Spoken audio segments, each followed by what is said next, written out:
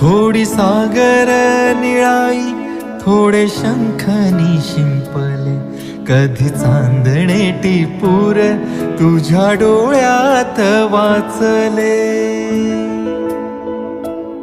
कधी उतरला चंद्र तुझ्या माझ्या अंगणात, स्वप्न पाखरांचा थवा विसावला ओंजळीत. कधी काळोख भिजला, कधी भिजली पहाट, हुंकारला नदी काठ, कधी हरवली वाट.